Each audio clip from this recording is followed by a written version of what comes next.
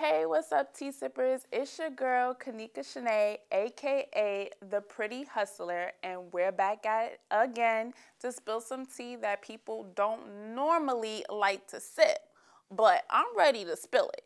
Before we get started, I would like one of my fave poets to come and shed some light for us on how the government is really moving. You may know him as Sav B, your favorite stepdaddy, but I know him as Brucey. Sav, spill that one time. You see, the government, they ain't never told us the truth. And if you think they have been, your mind lost. Ain't no saving for you. All we ever did was fight for what's right.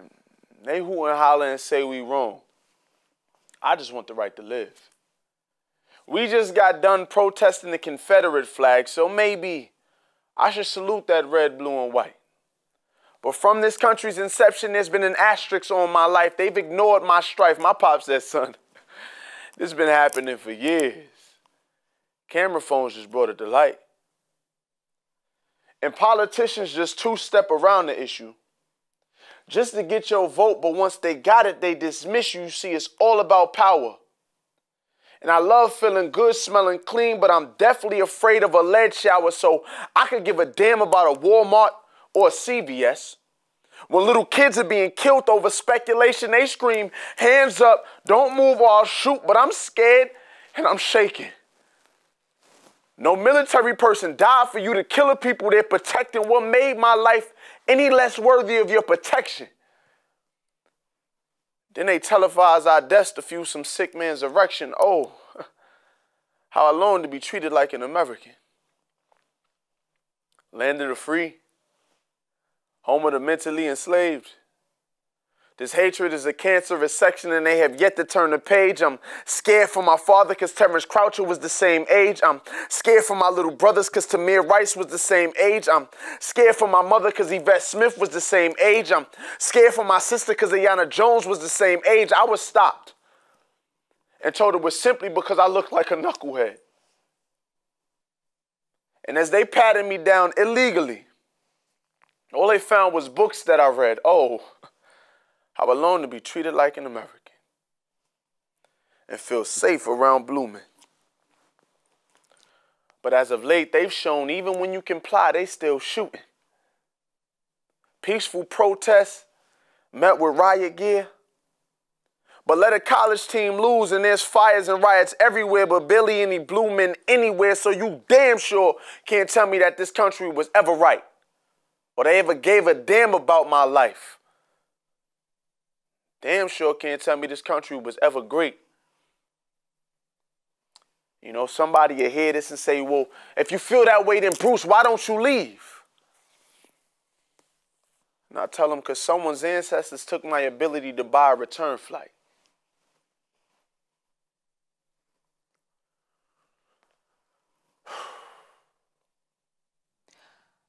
America is a country that is constantly advancing and expanding. Advancing in all different areas such as music, health, agriculture, and especially in our government. Yet we are constantly being brought back to a time of more hatred than unity and depression than faith. Now more than ever, we need more people to speak up against injustice with our government and racism towards all ethnicities. So, Sav, what's going on with you? Oh, right. Thank you. First and foremost, thank you for having me. I appreciate that. No problem, of course. I've known him forever. Sorry, like I've known him since middle school, and it's just like amazing to sit up here and sit down with him and see all that he's accomplished. And we're doing this for you guys. You know, we're doing this to share our story and what's going on with us. So tell me what you've been up to. I've been real busy. You know, the idle hands of the devil's playground. So after I graduated from Baruch, this year, it's still 2017, this year, I didn't want to give my parents any opportunity to be like, so what you going to do now? Yeah, so, we don't need that. You know what I'm saying? We don't need that. We don't need the stress. So I got a job. I work for a nonprofit. I promote racial equality in healthcare, specifically for the African-American community. And then I'm also like an assistant to a state senator at the moment. You know, I just been busy, but those are just what I need to do to pay the bills, keep the lights on. Okay. I'm saying, We all but gotta keep the lights right, on. right, You know, we all gotta work sometimes for the man a exactly. little bit so that we can just Just a little bit. just You a gotta little pay your bit. dues. Just a little bit. So tell me, like, what inspired you to write that poem, Gov? Well, I was. It hurt me watching the news and seeing how um, it wasn't common sense that this was wrong. It wasn't common sense that the disparities are there. It just wasn't, and it just and I think it was a problem because the people that televised it, the narrative they pushed, the news anchors and all the narrative that was pushed was to compromise black lives, to compromise in a sense black bodies and integrity and humanities, and that's really what. And honestly, like I said, my father, my little brothers, my mom, and my sister. I'm more worried about them than I am me. Absolutely. You know what I'm saying? Because I always worry. Like I'm a firm believer that my job is to survive the encounter. Yeah. If it ever escalated to that, I'm not saying that every encounter is dangerous when it comes when dealing with a police officer. But if it escalates to that, it was to survive it. But I'm worried about them. Right. How will they treat them? And you know, that it was mainly fear and anger and uncertainty mainly. And I had to get it off my chest in a way that was productive to me. And poetry was the outlet. That's good. You know, you've always been very good. Not even pretty good, because that's, putting it mildly. You've always been very Thank good you. I appreciate with that. your wordplay. Thank you. Definitely, definitely. So, speaking of looking out for your siblings and your family, like as kids, I know me, like, I grew up in Brooklyn, and as kids, we were always taught to, that everybody was equal and Right. everybody's the same. Right. And you don't have to look at anybody differently. But now that we're adults, we're told, this person is different. Their culture is different. Right. You need to respect their culture, Right. being different, and you need to, adapt. So, like, how do you deal with that now, I think so. Me personally, I like where we are now when it comes to that, because I feel like when we were younger, they should have drilled it in us at that age of being so young to respect differences, right? Because when you tell people that we're all the same, Exactly. we get it in our minds that like we're all the same. So when you can clearly see a difference, Yeah. The subconscious mind is strong. You're gonna refer to that no matter how hard you try. I feel like when we were younger, because children are sponges, if we were taught the right ways that everyone is different, and to respect those differences. At the end of the day, everyone's a human being, but within that category of being a human being, there are differences that we all need to respect. I feel like America missed the boat on a couple opportunities to pave a way for a better future, but I feel like Putting it mildly. Yeah, Putting it mildly. definitely. I feel like that was it. That's how I feel. I wish they would have did a better job younger, but it's our job. I feel like when I look at my little brothers, I look at my little sister, I try to tell them that going forward. So you do think it's like, sorry to cut you off, you do think that it's important to, tell the youth like what we learned growing up and how, it should still be instilled today. Like everybody is united until they realize how different they are. I've noticed that. Everybody is, we're all together, we're all for this, until they realize, hold up, I'm not dealing with the same stuff you dealing with. Right. So I think it's important, like my brother and my sister, I have to let them know that, we live in Long Island now, and it's a wide variety of people, different ethnicities, different races. I know what you're talking. So it's like, I have to remind them, I'm like, the things that your best friend or your classmate is going through and the things that you're going through may not be the same Right. things, and you need to explain that to them. Yeah. Everybody's experience is different. Firm believer that there may be common strands in that, but everybody's experience is different. Everybody's encounter with people are different. Growing up on Long Island, I moved to Long Island when I was like 12. Yeah, me too. Yeah, and, you know what I'm saying? And it wasn't, I moved to the South Side, and when I was there, I moved in the summertime.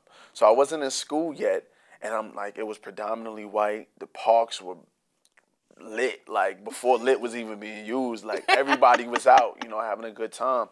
But it was predominantly white, and I was the only black person I saw on the South Side. And like I said, I moved to Freeport during the summertime, so I wasn't enrolled in school yet. And then when I got enrolled in school, I was like, where were all of these people? Where were all of the black people before? And but I'm proud of my experience being from Freeport, Long Island. I'm proud of that experience because it you know what I'm saying? I feel like it gave me a good understanding of the world and a true understanding of the world. Because of the diversity population-wise, but at the very same time, the people like with power in Freeport, it represents it represents America well. The people with power in Freeport, are predominantly white and not black, which is, what I mean, and it is what it is. Historically, that's how it trends since time. Absolutely. They keep power, but I'm happy for my experience, and it taught me how to kind of navigate the system a little better. And it was a shock a bit. I lost a couple friends due to things they did when it came to all of this like social unrest. But it was a shock, but it made me who I am. That's true. Yeah. I learned a lot in Freeport. Shout out to Freeport, though. Shout out to the Red Devils, though, because Exit 21. we're Red Devil graduates. Right. I learned so much. I've never talk about culture shock.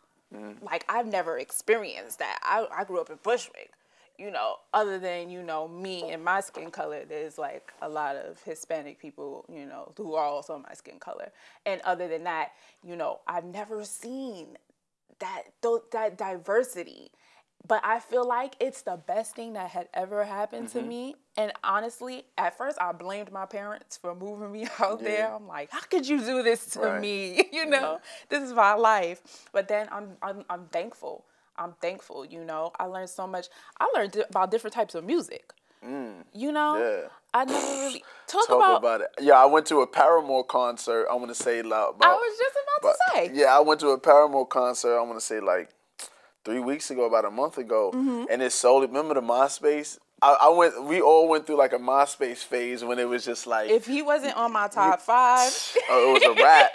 And it progressed. It progressed from like being on my top 8 to top 5 to like top 3 to like you was lit if you didn't have anything really on your page. Except for Tom. Yeah, that's it. Like Tom held it down. But like I was saying, I went to a Paramore concert and I found out about Paramore because of my just moving to Freeport. I'm telling you. Yeah. And I went to a Paramore concert 3 weeks ago, and I've been a fan of them since then. Since I put the Bart Simpson with the skateboard background on my MySpace page with "Misery Business" as the song. Like, first of all, why do I remember? Right? That was my MySpace background towards the latter end of like that stage. Then after that, it was Facebook. We kind of started transitioning towards Facebook. We got mature. Right. And we started to transition. Shout out to Rob. He was the first one with Facebook. I'm like, yo, who is this guy? He's like, no, seriously, adding everybody. I'm like, first of all, what's good with you, Rob? I don't even do that. But shout out to you, Rob. So, like, do you think that it's important that you got that type of feel for a different type of music? Because you rap too. Yeah. So, like, do you think that that's important to be as diverse as you need to be? Of course. I feel that you can't just, of course you can be a student of the game, listen to rap, But like I gravitate more towards. I'm gonna be honest with you. I gravitate more towards like R&B, and like I've listened to like Paramore. You know what I'm saying? Nirvana growing up. I've listened. Who else I've listened to? I've listened to like Michael Jackson. I've listened to more R&B, the soul. So I feel like, and then being exposed to just a different genre of music, I listened to a bit of like Evanescence. Wake Me Up Inside, and Linkin Park. That was like my go-to wrestling playlist. You feel me? So being exposed to that music was amazing because, like in a sense, I look in hindsight, I was just like, yo, I could be so much more than what, like, music is so much more than just, not taking a slight at Hot 97, but music is so much more than that. Right. You know what I'm saying? Absolutely. So Absolutely. it was a blessing for me, honestly. A blessing. Just being exposed to different music. So do you think that you would like ever work with somebody of the opposite race? Yeah. Absolutely, right? Working. I mean, so see, it's working with them in the capacity of, first of all, there has to be guidelines. There has to be a boundary set up in a work environment. As everything. Yeah, with right. everything. There's certain stuff I won't stand for. Like Like I like the 10, but not even just a different race. When it comes to being a man, young black man, it's certain people I choose to work with based like on a spectrum. You know what I'm saying? Because I mean, growing up in the area, growing up as a young black man, I see the problematic ways of the black men, and at the same time, I'm just like moving forward because I know where I want to go with my journey. I gotta watch who I associate with. And no matter the race, no matter the ethnic, like I don't just have to watch who you associate with. I'm learning that as well. Believe me, 100%. I'm gonna support black business, black all of that. But if I gotta put out a music video or I gotta put out some type of a book or something like that, now we get into the realm of I just want to find the best one. I'm gonna look. I'm gonna be real with you. I'm gonna be 100. I'm gonna look for black people, right? And we're gonna start here first, because and then we're gonna move. being realistic. And it shouldn't be a problem with black people saying that. No, I'm gonna look for black because you could go to different parts. You could go to Flushing, Queens, and it looked like you just walked into China. You know what I'm saying? I thought I was the only one. And that's amazing for them. Yeah. You could walk into parts of New York and feel like you're in Italy, and that's amazing for them. So it shouldn't be anything wrong. Like Jewish people, you could walk into parts of Brooklyn, and there's, you know what I'm saying, you wouldn't know, you would think you were in Israel, right? And that's amazing for them. So it shouldn't be a problem for me to say as a black man that I want to work with black people, and first, because everybody else does it. Yeah, everybody else does it. Everybody it shouldn't be helps a problem. Their own kind. It shouldn't be. I shouldn't be called racist or. That's a bad word because I have my own feelings about that. We'll get into that. Yeah, like I can't.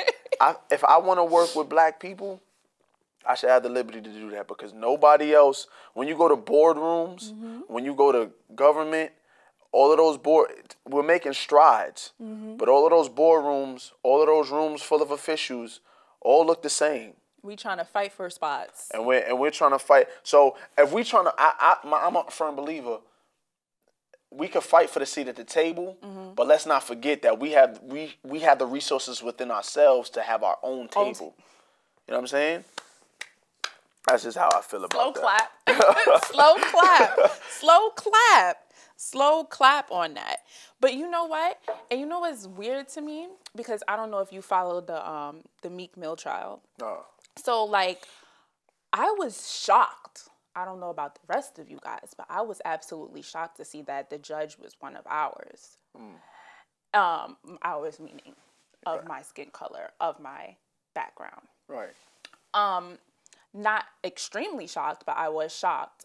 And just her way, according to what I've read, all could be facts or gossip, not sure yet. But according to what I've read, I was shocked to see that, basically she's using the system to her own power just because she can. Right. Right. I'll do this for you if you do this for me. Yeah.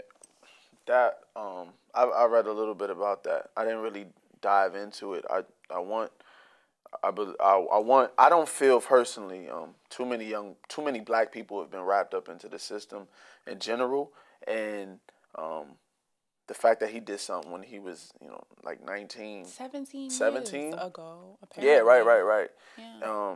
And now look, you know what I'm saying? He's so yeah, there's a lot of arguments with that, but that I remember hearing some a while back when I was in school. They said and I don't know, maybe it is, but it said until you understand white supremacy, everything else confuse you.